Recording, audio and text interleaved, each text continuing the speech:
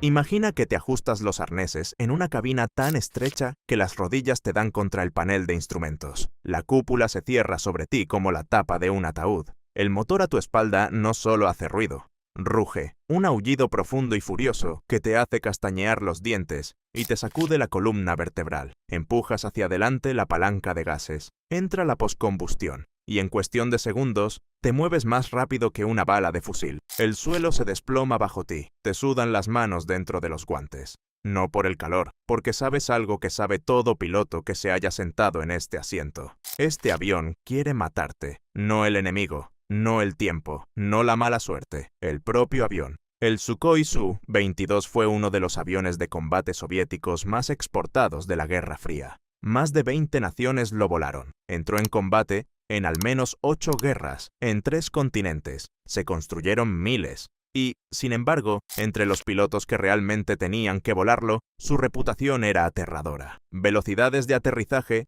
que llevaban los reflejos humanos al límite. Un asiento eyectable que no siempre funcionaba. Un mecanismo de alas de geometría variable que podía traicionarte en el peor momento. Y una cabina diseñada con tal indiferencia hacia el hombre que se sentaba dentro, que los pilotos occidentales que examinaron ejemplares capturados tras la Guerra Fría se preguntaban de verdad cómo podía alguien sobrevivir a un vuelo de entrenamiento normal, y ya no digamos en combate. Esta es la historia del Su-22, un cazabombardero soviético rápido, robusto y letal. Una máquina que sirvió durante décadas en fuerzas aéreas de todo el mundo. Y un avión de guerra tan peligroso para sus propios pilotos que volarlo se consideraba uno de los destinos más extremos de la aviación militar. Para entender por qué existió siquiera el Su-22, hay que remontarse a finales de los años 50 y a un caza que la Unión Soviética amó y odió a partes casi iguales. El Sukhoi Su-7. Cuando el Su-7 voló por primera vez en 1955, fue una revelación.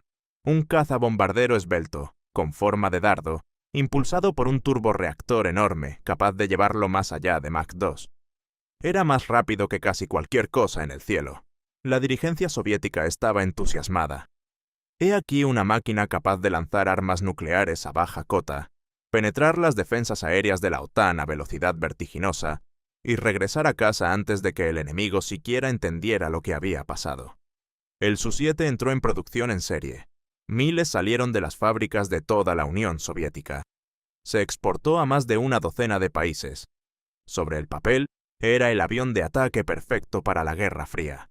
Pero los pilotos que de verdad lo volaban contaban una historia muy distinta. El Su-7 tenía un defecto devastador.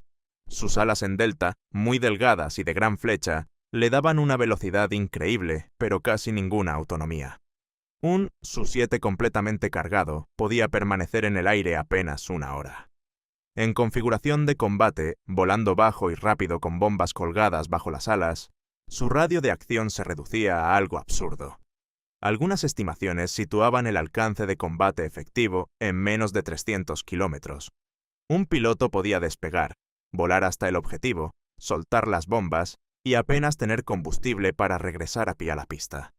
Si algo salía mal, si fallaba el blanco en el primer intento, si cambiaba el tiempo, si la pista de caza estaba dañada, estaba muerto. Los planificadores de la Fuerza Aérea Soviética tenían para el Su-7 un apodo siniestro. Lo llamaban billete de ida. Y luego estaba el aterrizaje. Esas alas finas y en flecha hacían que el Su-7 se acercara muy rápido. Muy rápido. Las velocidades de toma de tierra superaban con frecuencia los 300 kilómetros por hora. Eso es aproximadamente el doble de la velocidad a la que toma tierra un avión comercial. A esa velocidad el margen de error era prácticamente nulo. Una racha de viento cruzado, un instante de vacilación, un ángulo de aproximación apenas incorrecto. Cualquiera de esas cosas podía enviar al avión fuera de la pista dando volteretas, envuelto en llamas. Las tasas de accidentes eran escalofriantes en todas las fuerzas aéreas que operaban el modelo. Algunos países perdieron más Su-7 en aterrizajes que frente a la POIT, acción enemiga en guerras reales. La India, uno de los mayores operadores, registró tasas de pérdidas que llevaron a los altos mandos a cuestionarse si el aparato era siquiera apto para el servicio. Los militares soviéticos sabían todo esto, y a comienzos de los años 60 exigieron una solución. Los ingenieros de la oficina de diseño Sukhoi en Moscú comprendían a la perfección el problema de fondo. El asunto eran las alas. Alas delgadas y en flecha significaban velocidad, pero esa velocidad se pagaba con el brutal peaje de alcance, carga útil y seguridad de manejo a bajas velocidades. Lo que necesitaban era un ala que pudiera cambiar de forma, que barriera hacia atrás para el vuelo a alta velocidad y avanzara para el despegue, el aterrizaje y las maniobras a baja velocidad. Un ala de geometría variable, un ala de flecha variable. Los estadounidenses ya habían demostrado el concepto con el F-111 de General Dynamics. La tecnología funcionaba, pero el enfoque soviético fue, fiel a su estilo, distinto. En lugar de diseñar un avión completamente nuevo desde cero, Pavel Sukhoi, el jefe de diseño de la oficina, tomó una decisión que era a partes iguales, brillantez y concesiones.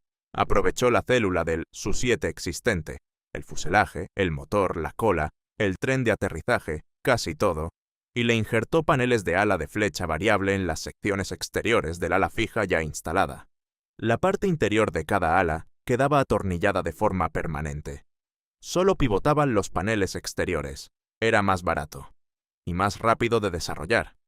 Eso significaba que las fábricas podían reconvertirse con una interrupción mínima en las líneas de producción que ya fabricaban Su-7s a toda máquina.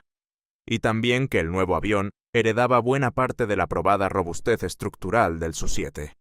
El resultado fue el Su-17. Primer vuelo, 2 de agosto de 1966.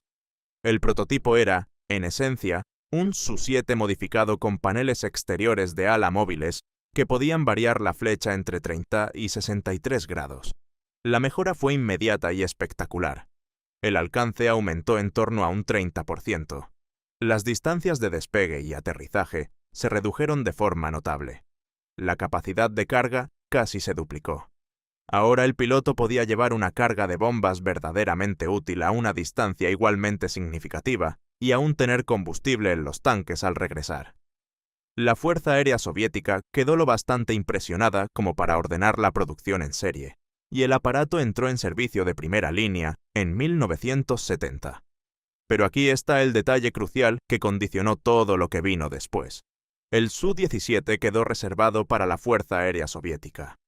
Al resto del mundo le tocó algo ligeramente distinto. Las variantes de exportación, designadas Su-20 y más tarde Su-22, se fabricaron con aviónica degradada, sistemas de navegación simplificados y en muchos casos un motor completamente distinto. El Su-22M4, la versión más exportada, montaba el turborreactor Tumansky R-29 en lugar del motor Lyulka de los modelos de uso interno soviético. Los clientes de exportación recibieron una máquina que se parecía al original soviético. Volaba como el original soviético, pero en ciertos aspectos críticos no era exactamente el mismo avión. Y esas diferencias importaban más de lo que Moscú admitió jamás en público. Aquí es donde la historia de verdad se oscurece, porque la solución del ala de geometría variable, que redimió al Su-7 de sus peores pecados, creó toda una nueva serie de problemas. Problemas que perseguirían a los pilotos durante las 4 décadas siguientes. Y para los hombres que tenían que volar el Su-22, tanto en combate como en adiestramiento en tiempos de paz, esos problemas podían ser mortales cualquier martes por la mañana. Empecemos por el ala en sí. El mecanismo de geometría variable del Su-22 era mecánicamente más simple que los diseños occidentales de ala de geometría variable, como los del F-14 Tomcat o el Panavia Tornado. Esa simplicidad era deliberada. La filosofía de ingeniería soviética priorizaba componentes robustos y fáciles de mantener en campaña por encima de la precisión elegante. Hazlo resistente, hazlo sencillo. Asegúrate de que un mecánico recluta pueda repararlo con herramientas básicas en un campo embarrado. Pero más simple no significaba más seguro. El pivote del ala necesitaba actuadores hidráulicos que trabajaban bajo tensiones enormes. Si la presión hidráulica caía por cualquier motivo, una fuga, un fallo de la bomba, daños de combate, Las alas podían quedarse bloqueadas en la posición equivocada. Unas alas atascadas en configuración barrida hacia atrás durante la aproximación de aterrizaje significaban que el piloto iba a entrar a una velocidad que quizá la pista no soportaría. Unas alas atascadas en posición adelantada a alta velocidad generaban cargas aerodinámicas peligrosas que podían sobresolicitar la célula. Peor aún, un despliegue asimétrico de las alas era una posibilidad real y documentada. Si un ala se desplegaba hacia adelante y la otra no, el avión entraba en un alabeo violento y casi al instante se volvía ingobernable. Los pilotos se entrenaban para esta emergencia. La practicaban sin parar en simuladores. Pero en un avión real, a baja altura y a alta velocidad, un fallo asimétrico de las alas te daba quizá 2 o 3 segundos para reaccionar antes de que el aparato estuviera invertido y lanzándose en picado hacia el suelo. 2 o 3 segundos. No es tiempo suficiente para pensar. Apenas da para llevar la mano a la palanca de eyección. Y ni siquiera el asiento eyectable era una apuesta segura. Era una lotería. Las primeras variantes del Su-22 venían equipadas con el asiento eyectable KM-1, un diseño con una altitud mínima segura de eyección de unos 250 metros. Además, el avión tenía que volar estable y en actitud normal para que el asiento funcionara correctamente.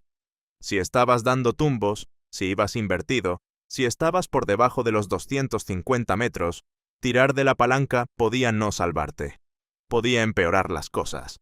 Los modelos posteriores recibieron el K-36, un sistema muy superior que se hizo legendario por su capacidad para extraer a un piloto prácticamente de cualquier actitud, y a casi cualquier altitud, incluida altitud cero y velocidad cero en la pista. Pero se volaron miles y miles de salidas en Su-22 antes de que llegara esa mejora. Y no todos los clientes de exportación la recibieron. La propia cabina era una prueba de resistencia incluso en un buen día. Pilotos occidentales que se sentaron en Su-22 capturados tras el fin de la Guerra Fría describieron la ergonomía como abiertamente hostil. El panel de instrumentos era una pared densa de decenas de indicadores analógicos, muchos de ellos mal iluminados, dispuestos sin una lógica evidente y rotulados en cirílico, que incluso tripulaciones de exportación entrenadas a veces tenían dificultades para leer con rapidez bajo estrés. La cúpula ofrecía una visibilidad razonable hacia adelante, pero limitaba gravemente la visión hacia atrás. No podías ver qué había detrás de ti. En una zona de combate, esa ceguera podía ser letal. El visor HUD de los primeros modelos era rudimentario según los estándares occidentales, un débil resplandor verde que se perdía bajo la luz del sol.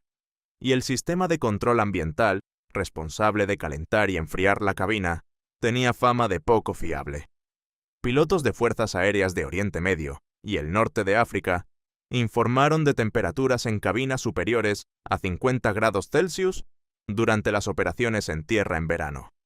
Estabas empapado de sudor, deshidratado y mentalmente exhausto antes siquiera de dejar el suelo. Pero la característica más temida del Su-22 era su comportamiento a baja velocidad y con un alto ángulo de ataque. El avión tenía una tendencia feroz e implacable a salirse del vuelo controlado sin previo aviso. En pocas palabras, podía entrar de golpe en una barrena. La configuración de ala de geometría variable mejoró el comportamiento a baja velocidad respecto al Su-7 original, pero no eliminó la inestabilidad aerodinámica de fondo que llevaba en los huesos del diseño. La transición entre posiciones de flecha del ala introducía regímenes de flujo de aire complejos e impredecibles que el piloto tenía que gestionar por completo de forma manual. No había control de vuelo electrónico fly-by-wire que corrigiera errores. No había sistema electrónico de estabilidad que interviniera cuando el morro se alzaba demasiado. Ningún ángel de la guarda digital. Era vuelo puro y duro, mecánico, analógico, palanca de mando, timón, gases e instinto. Y el avión castigaba cualquier lapsus de concentración, cualquier momento de distracción, con una violencia salvaje e instantánea. Los accidentes en entrenamiento eran una constante en todas las fuerzas aéreas que operaban el modelo. Registros de la Fuerza Aérea Polaca de los años 80 y 90 documentan decenas de pérdidas de Su-22 durante misiones rutinarias de adiestramiento en tiempo de paz. La Fuerza Aérea Libia, que operó grandes cantidades del modelo, sufrió tasas de desgaste catastróficas que tenían mucho más que ver con las características de manejo del avión que con cualquier acción enemiga. Incluso la Fuerza Aérea Checoslovaca, considerada una de las más profesionales, disciplinadas y mejor entrenadas del Pacto de Varsovia fuera de la propia Unión Soviética, perdió aviones a causa del carácter implacable del Su-22. Checoslovaquia recibió sus primeros Su-22 M4 en 1984. Llegaron a bases aéreas checas para sustituir aparatos más antiguos, y para los pilotos checos y eslovacos que venían volando el Su-7 de la generación anterior, la transición fue a la vez un alivio y una nueva fuente de ansiedad. El ala de geometría variable les dio más alcance, más capacidad de carga. Podían llevar de verdad una carga de bombas significativa hasta un objetivo relevante y regresar a casa con combustible de sobra. Solo eso ya era una transformación. Pero el nuevo avión exigía una forma de volar fundamentalmente distinta. El selector de flecha del ala añadía una capa de complejidad a cada una de las fases del vuelo. Los pilotos debían gestionar simultáneamente el estado energético, el ángulo de ataque, la velocidad y la posición del ala. Un error durante la aproximación al aterrizaje, la fase más crítica y peligrosa, podía estamparte contra el suelo antes de que tu cerebro siquiera registrara qué había salido mal. Los pilotos checos se entrenaban con intensidad. La Fuerza Aérea Checoslovaca se tomaba el Su-22 mortalmente en serio, porque el avión no les dejaba alternativa. Desarrollaron sus propios procedimientos complementarios. Adaptaron las tácticas soviéticas a las condiciones locales checas. Realizaban salidas de entrenamiento regulares a baja cota sobre los bosques y las colinas onduladas de Bohemia y Moravia, enhebrando líneas de cresta y valles fluviales a velocidades y altitudes que no dejaban margen de error. No eran en absoluto vuelos casuales. El terreno bohemio exigía un pilotaje de precisión del más alto nivel. Los pilotos checos se convirtieron en algunos de los operadores de Su-22 más diestros de todo el Pacto de Varsovia, precisamente porque el paisaje bajo sus alas los obligaba a serlo. Un lapsus de concentración sobre la plana estepa ucraniana podía no ser fatal. Uno sobre las tierras altas boscosas de la Bohemia central, a 200 metros sobre el suelo, no lo era. Tras la Revolución de Terciopelo, en noviembre de 1989, y la posterior disolución pacífica de Checoslovaquia en 1993, la República Checa heredó una flota de Su-22 M4. Estos aparatos siguieron en servicio hasta mediados de los 90, operando desde bases aéreas checas mientras la nueva nación se reorientaba hacia Occidente y hacia el ingreso en la OTAN. Pero el mensaje era inequívoco. El material de época soviética se estaba retirando progresivamente en toda Europa central. Los Su-22 fueron dados de baja y sustituidos, a la postre por modelos occidentales, a medida que la República Checa culminaba su integración en la Alianza Atlántica. Pero los pilotos que los volaron no lo olvidaron jamás. Para aquellos aviadores checos, el Su-22 fue un rito de paso. Una máquina que te lo exigía todo. Cada gramo de pericia, cada segundo de atención, cada vez que la volabas. Mientras los pilotos checos lidiaban con el Su-22 sobre los bosques de Europa central, el avión demostraba su valía en zonas de combate mucho más violentas. Y el balance resultante es una mezcla extraña y contradictoria de pavorosa vulnerabilidad y sorprendente dureza. La primera vez que el Su-22 ocupó titulares internacionales fue el 19 de agosto de 1981, sobre el Golfo de Sidra, frente a la costa de Libia. Dos Su-22 libios, operando por órdenes directas del régimen de Muammar el-Gaddafi, interceptaron a un par de F-14 Tomcat estadounidenses del portaaviones USS Nimitz durante un ejercicio de libertad de navegación. Uno de los cazas libios lanzó un misil ATA-2 Atoll de guiado infrarrojo contra el aparato estadounidense que iba en cabeza. Falló. Los F-14 devolvieron el fuego de inmediato con misiles AIM-9L Sidewinder. Ambos Su-22 libios fueron destruidos en 60 segundos. Todo el enfrentamiento duró apenas un minuto. Del primer contacto a dos restos en llamas cayendo al mar. Fue un debut humillante en el escenario mundial, pero reveló algo importante sobre el modo en que se le estaba dando un uso inadecuado al Su-22. Libia había enviado cazas bombarderos de ataque a tierra a enzarzarse en combates aéreos con interceptores dedicados de superioridad aérea. Para eso el Su-22 no estaba hecho. Era una plataforma de ataque a tierra. Su razón de ser era volar bajo, golpear objetivos en superficie y salir rápido. El combate aéreo contra cazas, y en especial contra cazas de cuarta generación con radares avanzados y misiles de más allá del alcance visual, era básicamente una misión suicida. La guerra entre Irán e Irak ofreció una prueba mucho más honesta de lo que el Su-22 podía hacer en realidad. Irak operó grandes cantidades del modelo y lo empleó de forma intensiva en misiones de ataque a tierra durante toda la extenuante guerra de 8 años, de 1980 a 1988. Los Su-22 iraquíes atacaron concentraciones de tropas iraníes, columnas acorazadas, depósitos de suministros y objetivos logísticos muy por detrás de las líneas del frente. Volaron misiones de ataque a baja cota en algunos de los entornos antiaéreos más intensos de toda la Guerra Fría. Las pérdidas fueron elevadas. Las defensas aéreas iraníes, una mezcla ecléctica de misiles tierra-aire Hawk de fabricación estadounidense y equipos de origen soviético capturados al propio Irak, derribaron decenas de Su-22. Los F-14 Tomcat iraníes, el mismo modelo que había humillado a Libia, abatían Su-22 iraquíes con misiles AIM-54 Phoenix de largo alcance antes de que los pilotos iraquíes supieran siquiera que estaban en la mira. Pero el Su-22 también demostró una cualidad que sus diseñadores soviéticos habían incorporado desde el primer momento. Dureza. Dureza brutal, obstinada, casi irracional.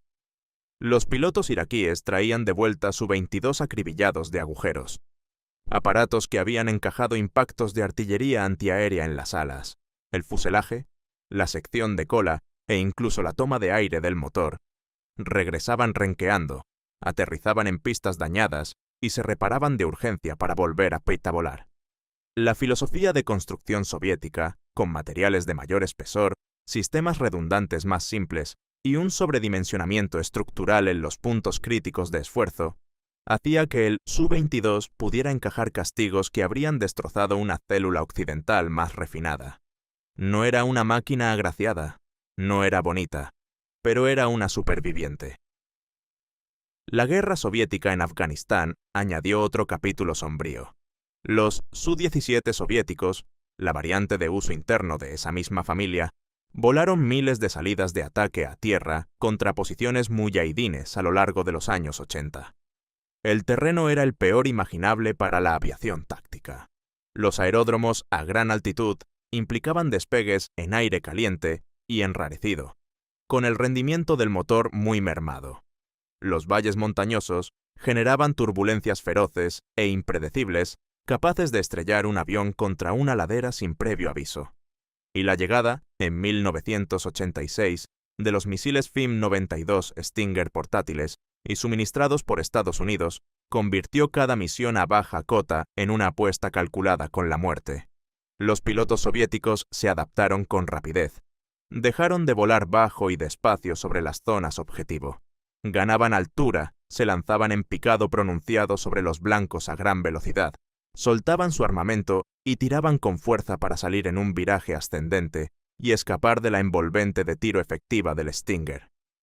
El potente motor del Su-17 y su configuración de alas de geometría variable hacían posibles esas maniobras de escape violentas y de alta energía. Pero también llevaban la célula a sus límites estructurales. Los aparatos sometidos a exceso de carga sufrían una fatiga estructural acelerada. Los largueros de las alas se agrietaban bajo cargas repetidas de alto factor G. Las superficies de control se debilitaban y fallaban. La máquina lo daba todo. Y los pilotos exigían todavía más. Décadas más tarde, en la guerra civil siria, el Su-22 volvió una vez más al combate. La Fuerza Aérea Árabe Siria, uno de los mayores operadores que aún conservaban el modelo, empleó de forma intensiva su envejecida flota de Su-22 en misiones de ataque a tierra desde 2012. a medida que el país se hundía en la guerra civil.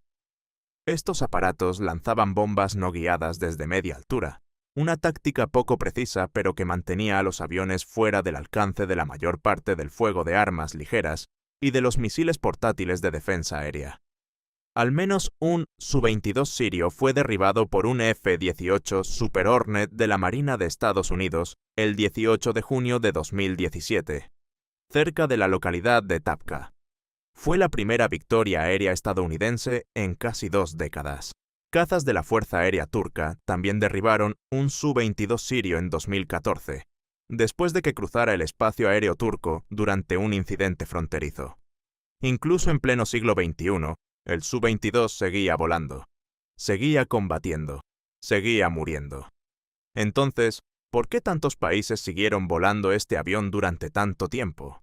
Si era tan peligroso, tan exigente, tan implacable, ¿por qué no lo sustituyeron sin más por algo más seguro? La respuesta es la misma que explica la mitad del equipamiento militar en el mundo en desarrollo durante y después de la Guerra Fría. El costo. El Su-22 era barato. No solo barato de adquirir, sino sorprendentemente barato de mantener en comparación con las alternativas occidentales. El mecanismo del ala de geometría variable, con todos sus peligros, era lo bastante robusto como para funcionar con fiabilidad en el calor del desierto, la humedad tropical y los gélidos inviernos continentales. El motor, aunque consumía mucho combustible, era sencillo de atender con herramientas básicas y medios modestos. Las piezas de repuesto abundaban porque la Unión Soviética y sus estados sucesores habían fabricado miles de estos aparatos y de sus componentes. Un país que ni soñaba con costear F-16 podía permitirse ese U-22. Un país que no podía formar suficientes técnicos especializados para mantener los Mirage franceses podía mantener en vuelo los Su-22 con un equipo de tierra más reducido y con menos formación. También pesaba la política. Los países alineados con la Unión Soviética recibían estos aviones como parte de paquetes más amplios de asistencia militar. Cuba, Libia, Siria, Irak, Angola, Yemen, Afganistán, Vietnam, Perú, Checoslovaquia, Polonia, Alemania Oriental. El Su-22 siguió a la bandera soviética a todos los lugares donde la Guerra Fría proyectó su larga sombra. Para muchos de estos países, el avión no se eligió tras una evaluación minuciosa. Se les asignó. Volabas lo que Moscú decidía que volaras. ¿Lo hacías funcionar? ¿O no volabas en absoluto? Y aquí está la verdad incómoda que late en el corazón mismo de esta historia. El Su-22 no era un mal avión. Era un avión duro. Lo diseñaron ingenieros que priorizaban la misión por encima del hombre. La filosofía soviética de la aviación militar no situaba la comodidad del piloto, ni siquiera su supervivencia, en la cima de la jerarquía de prioridades de diseño. Lo que importaba, por encima de todo, era que el aparato pudiera lanzar el armamento sobre el objetivo, sobrevivir a daños de combate que inutilizarían un diseño más ligero, repararse con rapidez en condiciones austeras de campaña por mecánicos con formación limitada, y producirse en cantidades lo bastante grandes como para desbordar al enemigo por pura masa. Si los pilotos morían en accidentes de entrenamiento, el sistema produciría más pilotos. Si los aviones se estrellaban al aterrizar, las fábricas construirían más aviones. Era un cálculo brutal, a sangre fría, pero era internamente coherente, y dentro de ese marco, el Su-22 hacía exactamente lo que estaba diseñado para hacer. Ni más, ni menos. Los pilotos que sobrevivían a él, que dominaban sus manías más salvajes y aprendían a bregar con él con seguridad en cada fase del vuelo, salían convertidos en algunos de los aviadores más capaces de sus respectivas fuerzas aéreas. Los pilotos checos que pasaron del Su-22 a modelos occidentales tras la adhesión de su país a la OTAN, descubrieron que ya nada en la aviación militar occidental les intimidaba. Si eras capaz de aterrizar un Su-22 con viento cruzado y rachas sobre una pista mojada y resbaladiza, con las alas a medio cambio de flecha, eras capaz de aterrizar cualquier cosa jamás construida. Aquel avión forjaba un tipo de piloto muy particular, duro, preciso, imperturbable bajo presión. No porque el programa de entrenamiento fuera especialmente bueno, sino porque el propio avión era absolutamente implacable. Era el maestro definitivo, de los que te suspenden para siempre si te equivocas. Hoy, el Su-22 casi ha desaparecido de los cielos del mundo. Un puñado de fuerzas aéreas aún opera unos pocos ejemplares en misiones de primera línea, sobre todo porque no ha llegado un reemplazo. En museos militares de Varsovia a Hanoi y Lima, ejemplares retirados reposan en exposición estática con la pintura desvaída por el sol, sus alas de geometría variable bloqueadas en posición adelantada. Allí, sobre el hormigón, casi parecen pacíficos, casi inofensivos, pero habla con cualquiera que alguna vez voló uno. Mira los registros de accidentes, escucha las historias de los escuadrones polacos, de las bases checas en Moravia, de los aeródromos libios abrasados por el calor sahariano, de las pistas desérticas iraquíes ahogadas en polvo y miedo. Y escucharás lo mismo, dicho en una docena de idiomas distintos, pero siempre con la misma intensidad contenida. Ese avión intentaba matarte, en cada vuelo, y si sobrevivías, te convertía en el mejor piloto que llegarías a ser.